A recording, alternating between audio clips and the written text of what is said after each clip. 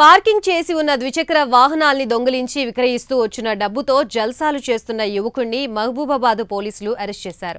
అతడి వద్ద నుంచి 10 ద్విచక్ర వాహనాల్ని స్వాధీనం చేసుకున్నట్లు డీఎస్పీ తిరుపతిరావు చెప్పారు.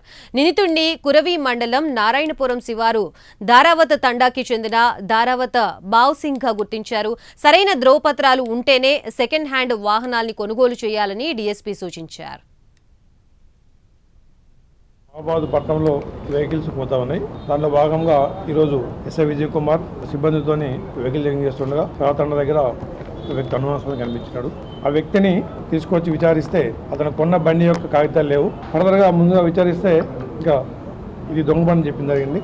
ఈ బండితో పాటుగా ఒక 9 2 వీలర్స్ దొంగతనం చేశాను, అవి కొంతమంది వ్యక్తులకి అమ్మడం జరిగింది అని చెప్పడం వల్ల వాళ్ళందరినీ కూడా విచారించి అందరి దగ్గర కూడా బళ్ళు రికవర్ చేయడం జరిగింది. 2 వీలర్స్ ఎవరైనా సరే బండి అమ్ముతామని తక్కువ ధరకి 2-3 వేలకు అమ్ముతామని వచ్చినప్పుడు ఆ బండి యొక్క ఒరిజినల్ డాక్యుమెంట్స్ అన్నీ తనిఖీ చేసుకున్న తర్వాతే బండి కొనుగోలు చేయాలి. అది కూడా చట్ట ప్రకారం లీగల్గా ఆ వెహికల్ యొక్క రిజిస్ట్రేషన్ పేపర్లు వారి పేరు మీద మార్చుకోవాలి. సీసీ కెమెరాలు ఉన్నాయి, అన్ని క్లూస్ ఉన్నాయి. ఇప్పుడు మీరే ఉదాహరణ మంచి వెహికల్స్ పైన నిఘా పెట్టినాం, వ్యక్తిని పట్టుకోవడం జరిగింది.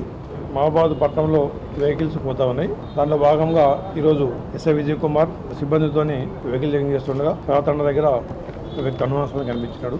ఆ వ్యక్తిని తీసుకొచ్చి విచారిస్తే అతను కొన్న బండి యొక్క కాగితాలు